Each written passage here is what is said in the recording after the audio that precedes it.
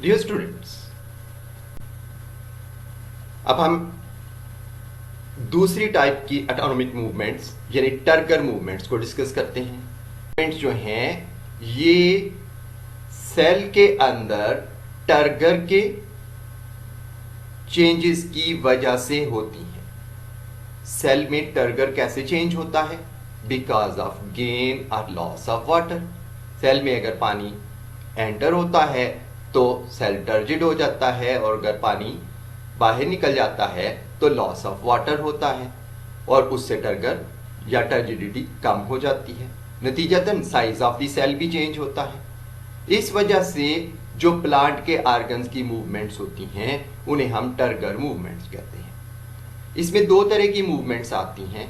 पहली, sleep movements in plants. बाज plants जो हैं उनके लीव्स रोशनी में खुले होते हैं, तने होते हैं, जबकि जब शाम होती है या रात होती है तो ये लीव्स नीचे की तरफ रुख कर लेते हैं,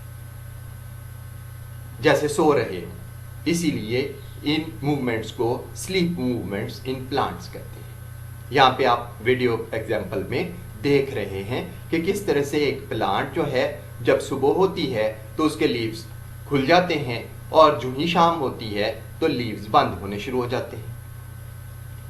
दूसरी जो टाइप है टर्गर मूवमेंट्स की, वो है rapid movements of leaflets in touch me not plant. ये जो टच मी नॉट प्लांट है इसे माइमोसा प्लांट भी कहते हैं, और इसकी लीफलेट्स को अगर छुआ जाए तो फौरी तौर पर ये बंद हो जाती हैं।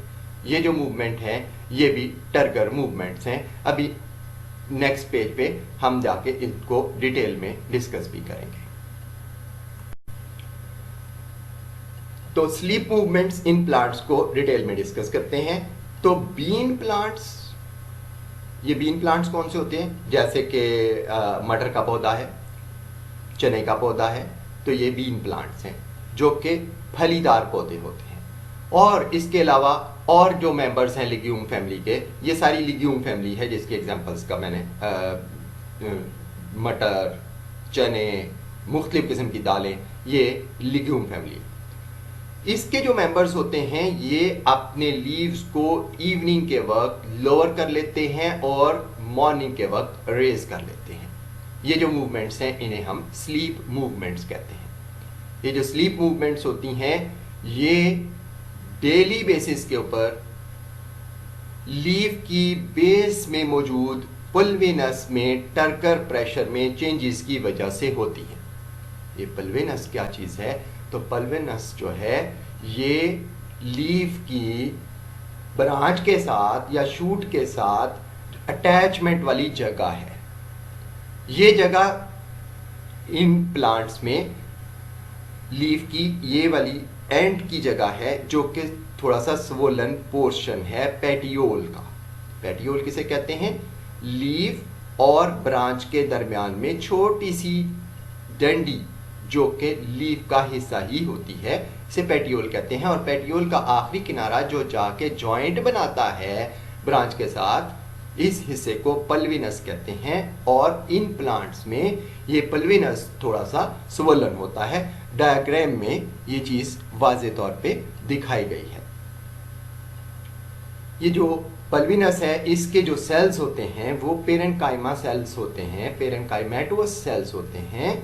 और इन सेल्स में इंटरसेलुलर स्पेसेस कंपैरेटिवली लार्जर होती हैं, और सेंटर में जो वस्कुलर टिश्यूज का स्टैंड है वो इस जगह पर मोटा या बड़ा होता है। ये जो अरेंजमेंट है इसकी वजह से पल्विनस वाले एरिया में टर्गर प्रेशर में तब्दीलियां भी ज्यादा नुमाया होती हैं। जब टर्गर प्रेशर पल्विनस की लोअर साइड पर इंक्रीज कर जाता है तो लीव्स राइज करते हैं और हॉरिजेंटल हो जाते हैं, यानी फैल जाते हैं। लेकिन जब इसी लोअर साइड ऑफ पल्विनस में टर्गर प्रेशर कम हो जाता है तो लीव्स लोअर हो जाते हैं और स्लीपिंग पोजीशन में चले जाते हैं। तो यहाँ पे हमने जो लर्न किया है उसमें पहली बात ये भी है, ये है कि पल्विनस क्या होता है, और दूसरी बात ये कि प्लांट में स्लीपिंग मूवमेंट्स को डिटेल में डिस्कस करें। अब हम rapid movements of leaflets in mimosa plant को डिस्कस करते हैं। ये जो माइमोसा प्लांट है इसे टच मी नॉट भी कहते हैं। टच मी नॉट क्या है कि इसको उर्दू में छुई मुई भी कहते हैं। इस प्लांट के लीव्स जो हैं वो कंपाउंड लीव्स होते हैं, यानी एक ही लीफ के बहुत सारे लीफलेट्स होती हैं। ऐसे लीव्स को कंपाउंड लीव्स कहते हैं। जो ही इसके कंपाउंड लीफ को छुआ जाता है ये इतना सेंसिटिव है कि इसकी लीफलेट्स फौरन फोल्ड कर जाती हैं। ये जो रिस्पांस होता है इसका फोल्ड होने का, ये 1 या 2 सेकंड लेता है। और ये क्यों होता है? इसलिए कि इनके जो लीफलेट्स हैं उनकी जो बेस में पल्विनस है उसमें टर्गर चेंजेस आती हैं, जो कि immediately rapid loss of turgor की वजह से होती हैं। ये इतना इमीडिएट रिएक्शन क्यों होता है? इसकी रीजन ये है कि फौरी तौर के ऊपर पल्विनस के सेल्स में से पोटाशियम आयंस की मूवमेंट होती है। जो ही पोटाशियम आयंस पल्विनस से बाहर निकलते हैं उसके नतीजे में वाटर एक्स ऑस्मोसिस से सेल्स से बाहर निकल जाता है, और जब सेल्स में से पानी बाहर निकलेगा तो जाहिर है टर्जिडिटी फौरी तौर पे कम होगी, और जब टर्गर कम होगा तो लीफलेट्स बंद हो जाएंगी। एक दफ़ा टच मी नॉट की लीफलेट्स बंद हो जाएं तो उसके बाद ये वापस तकरीबन 10 मिनट के वक्त के बाद ये पल्विनस दोबारा टर्गर को रीगेन करता है और फिर इंटरनल टर्जिडिटी ऑफ लीफ को रिस्टोर करता है और पत्तियां खुल जाती हैं।